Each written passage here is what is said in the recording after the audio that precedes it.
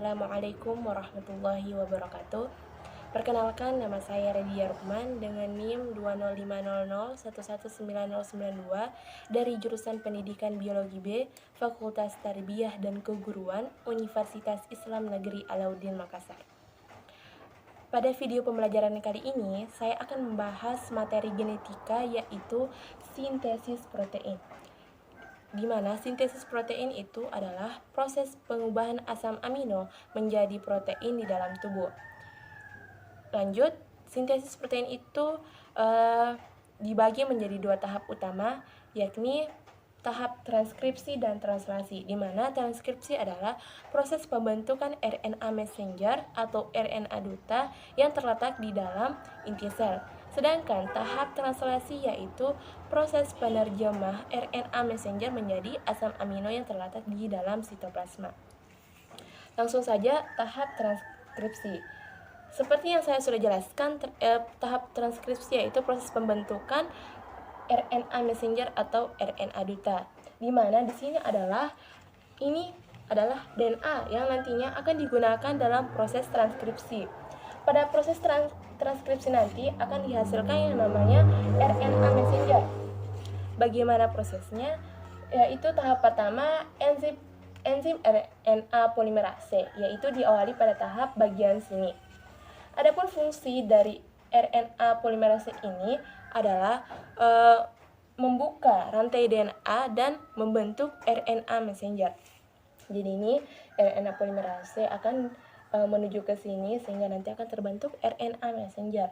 Adapun pada tahap RNA messenger dibagi lagi menjadi dua tahap utama, yaitu promotor dan terminator. Apa yang membedakannya? Pada tahap promotor itu adalah titik awal transkripsi, sedangkan terminator itu adalah titik akhir transkripsi. Setelah RNA polimerase ini sampai pada bagian terminator, maka nanti RNA messenger ini akan selesai dibuat. Jadi sehingga akan terbentuk yang namanya RNA messenger. Nah, inilah yang disebut dengan proses transkripsi. Jadi RNA messenger yang telah terbentuk nantinya akan dibawa ke sitoplasma. Kemudian tahap kedua dari sintesis protein yaitu tahap translasi, di mana tahap translasi adalah penerjemahan RNA messenger menjadi asam amino. Bagaimana prosesnya? Jadi secara singkat, proses pembentukan translasi nanti akan ada yang dinamakan dengan ribosom. Ini adalah ribosom subunit besar dan yang ini adalah ribosom subunit kecil. Pada tahap pertama, nanti RNA T yang membawa asam amino metionin akan menempel ke ribosom subunit kecil. Jadi tahap awal selalu diawali dengan asam amino metionin. Nah, jadi jika asam amino metionin ini dikodekan oleh kodon atau yang dinamakan dengan AUG, maka baru mulai yang dinamakan dengan tahap translasi. Jadi RNA T yang membawa asam amino metionin akan menempel ke ribosom subunit kecil, kemudian diteruskan ke ribosom subunit besar.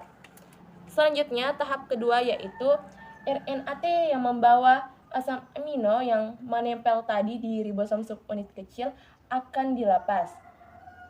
Dan terus menerus sehingga nanti akan terbentuk asam amino yang bergandengan membentuk yang namanya polipeptida. Kapan proses translasi ini akan berakhir? Proses translasi ini akan berakhir jika ada kodon stop yang terdiri dari UGA, UAA, dan UAG. Jadi kalau nanti di dalam penerjemahan kode genetika membentuk sintesis protein, ketika ada UGA, UAA, dan UAG, maka proses sintesis protein akan selesai.